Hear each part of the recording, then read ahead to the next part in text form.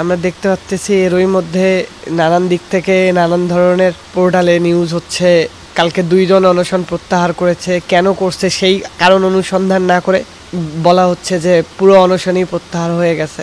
আজকে আমাদের এই যে 3 দিন অনশনের পর আমরা এখন পর্যন্ত কার্যকরী কোনো দেখতেছি না, কোনো পদক্ষেপ দেখতেছি না। 10 দিন যে সময় চাইছে, আচ্ছা অন্তর্বর্তীকালীন সরকার তো অনন্তকাল ধরে থাকবে না, তাদের কেলিবারে মনে হবে যেই কাজ করতে 10 বছর লাগার কথা সেই কাজ তারা 10 ঘন্টায় করবে, কারণ তাদের কাছে তো অনন্ত সময় নাই এবং সংস্কার তো ব্যাপক বাংলাদেশে।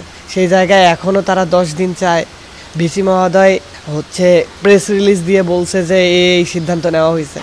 ওনার কাছে প্রেস রিলিজ দেওয়াটাই গুরুত্বপূর্ণ মনে হয়েছে। এই যে অনশনে যারা শিক্ষার্থী আছে তাদের অনশন ভাঙায়, তাদের সাথে কথা বলে তারপর না প্রেস রিলিজ দেওয়াটা যৌক্তিক ছিল।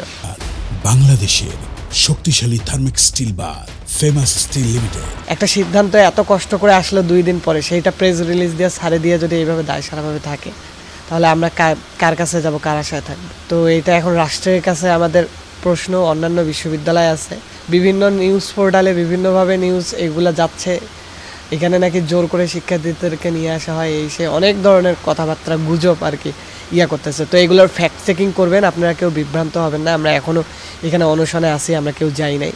আমরা দাবি না আদায় হওয়া পর্যন্ত থাকবো। সবার কাছে এটাই আশা যে সবাই সব কিছু সত্যতা নিজ জ্ঞানের ভিত্তিতে যাচাই করে করবেন। এখন অনেক ধরনের গুজব রটানোর চেষ্টা করা হচ্ছে।